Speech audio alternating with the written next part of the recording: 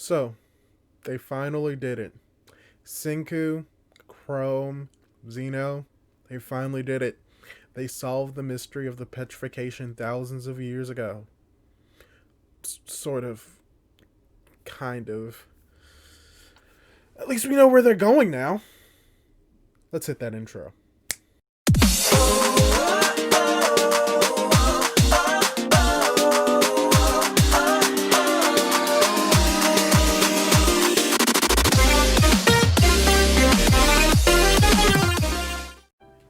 Hey guys, how's it going? It is your boy, Big Blue Drew 97, coming at you with another manga review for Dr. Stone. Manga chapter Z equals 171, titled Staring at the Same Light. So, in this chapter, as I said in the previous chapter, we're going to dive more into the conversation between Senku and Xeno, and particularly about trying to solve the problem of the petrification, what happened thousands of years ago, who was the cause of it, and what they can do about it now.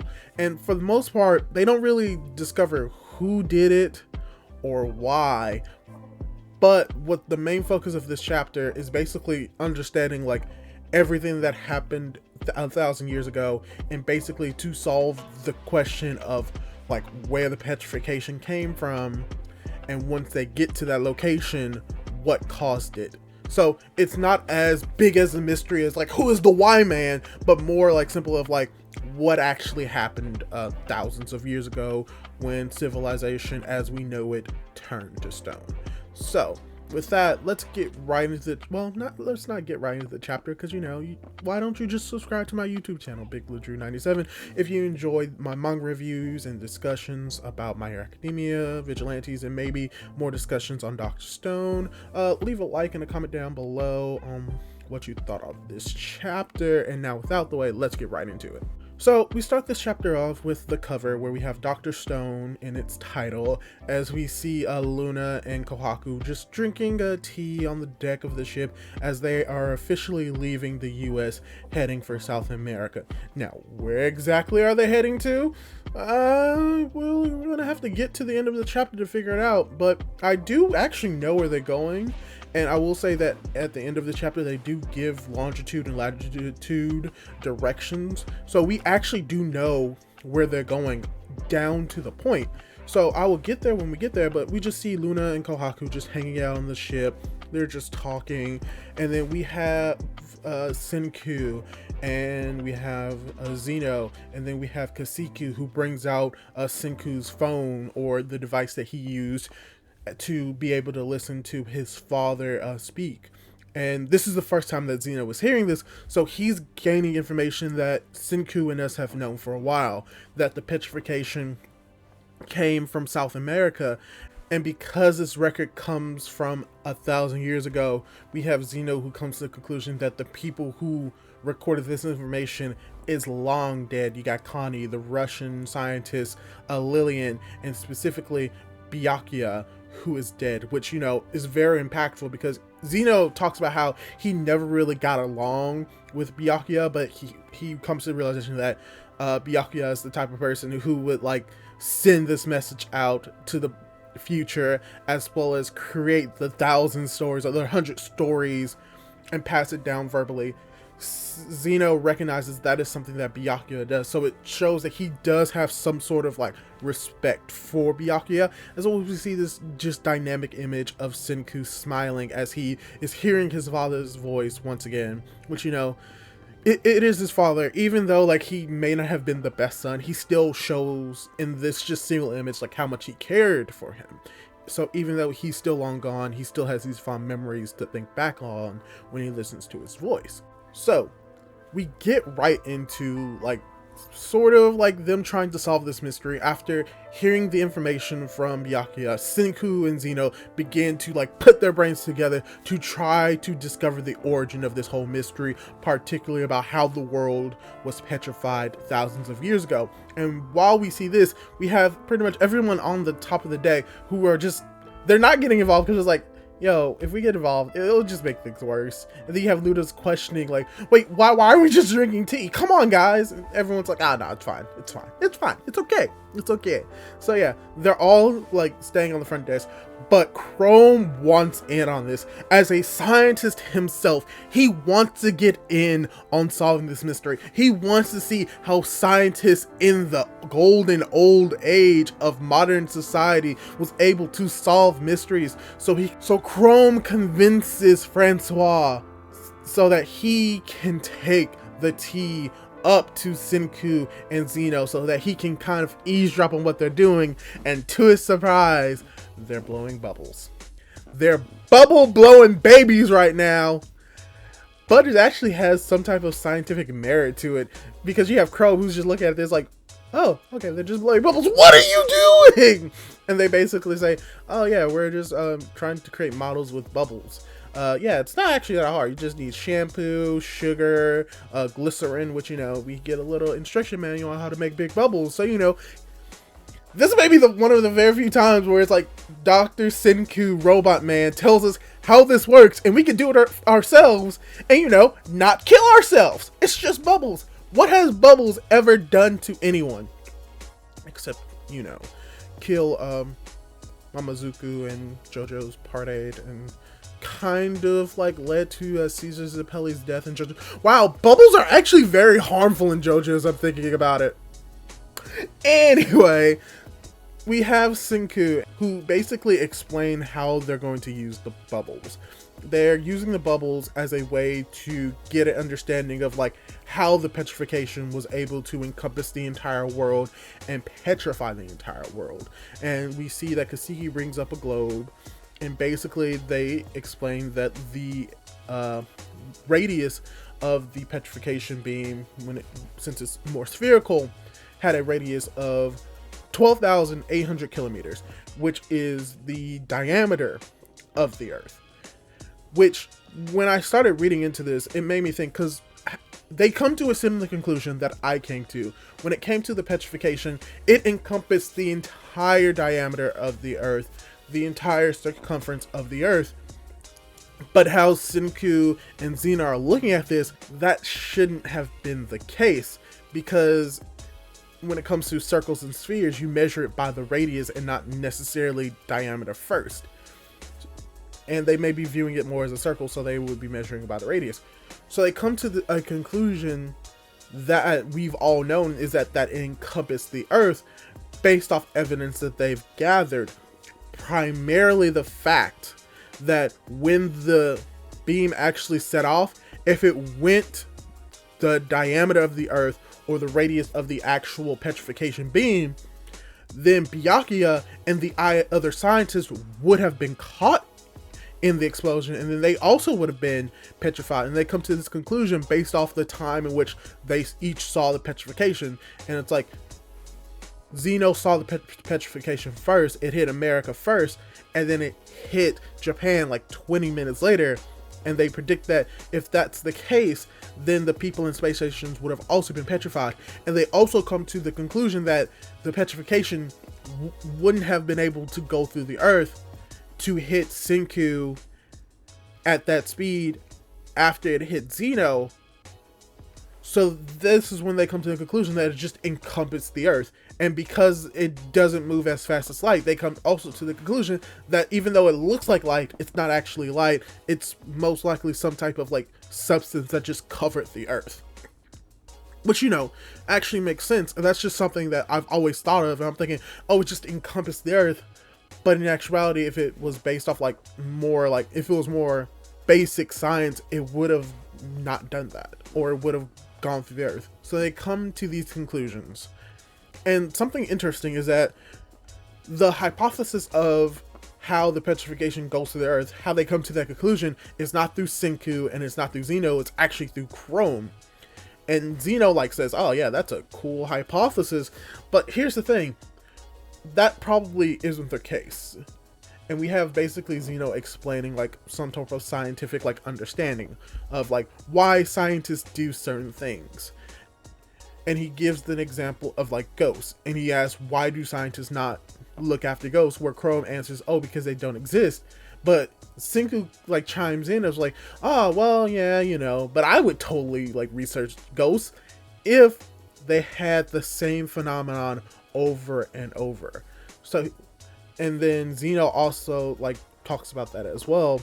How but how the ghosts don't have an interest in him unless it has that repeatable idea.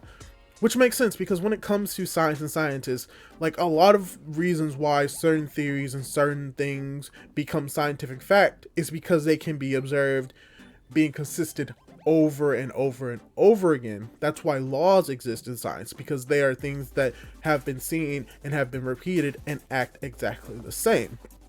So tying into this example once more, if every ghost drops the temperature by certain amounts, Senku and Zeno come to the conclusion that, oh yeah, then we could create like electricity.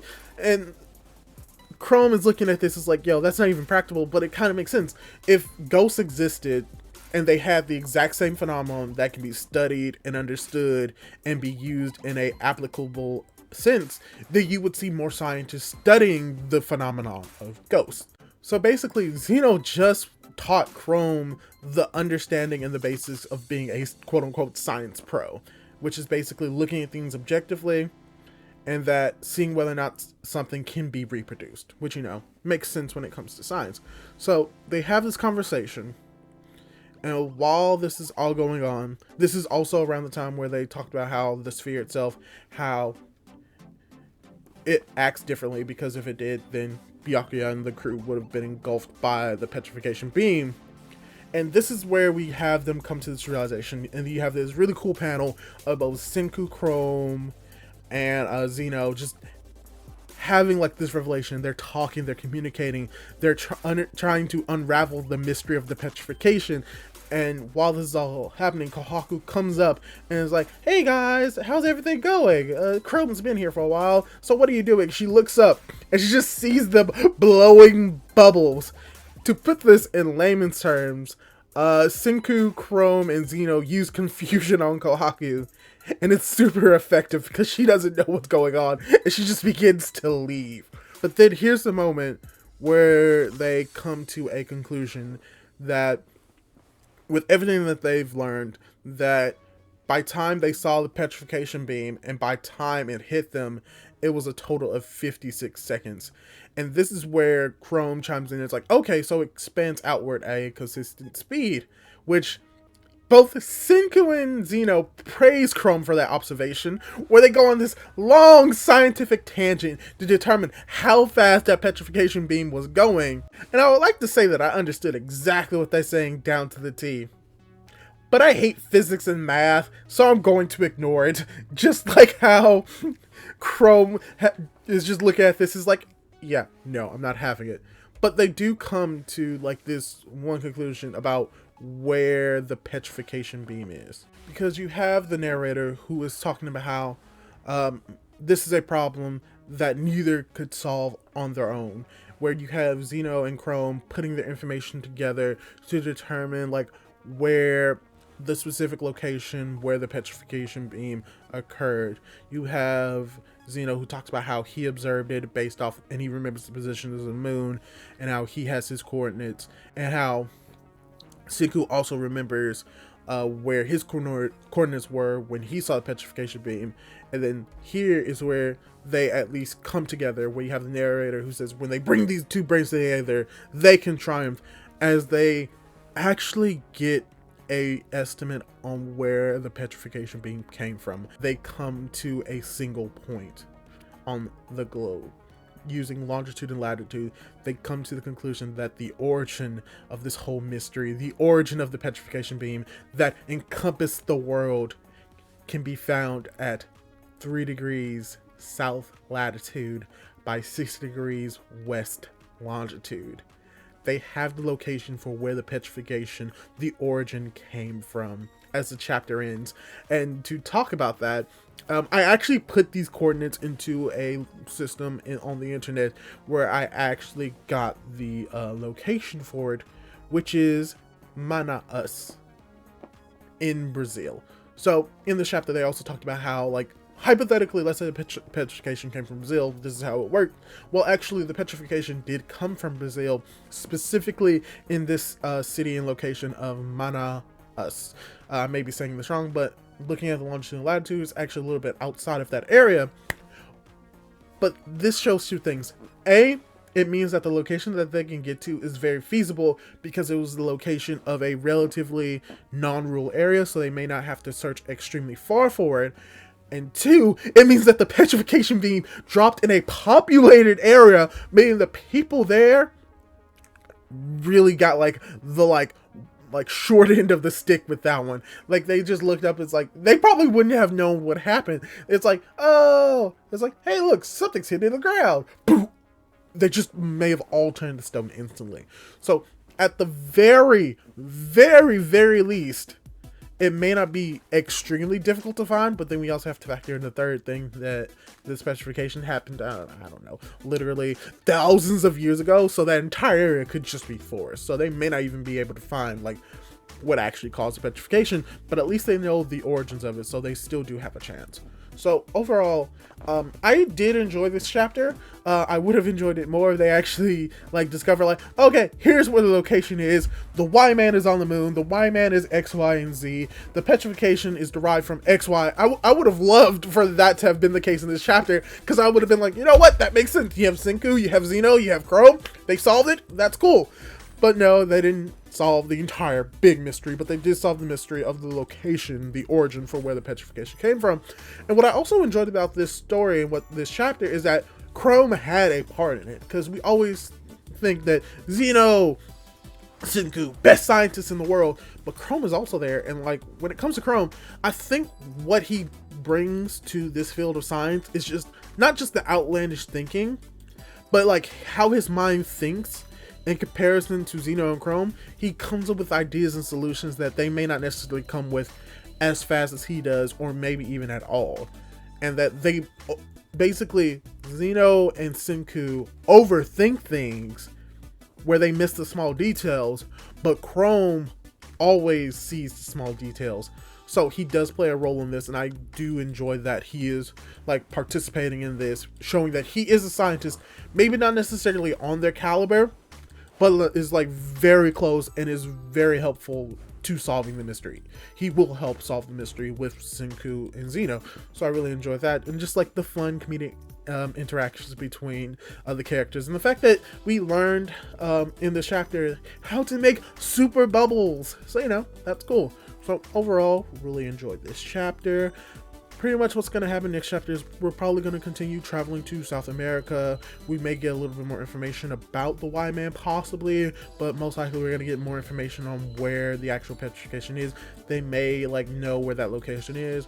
We may begin to explore South America, and we also may cut over to Stanley and the gang as they are also trying to figure out where exactly in South America that they're going to. So, you know, really anything can really go next chapter, and I can't wait to read it. Hopefully you can't wait to read it as well. I'm going to ask y'all, what do you think is going to happen next chapter? Leave your comments down below. Leave a like on this video if you enjoyed it. Subscribe to my YouTube channel. Do all of that cool jazz.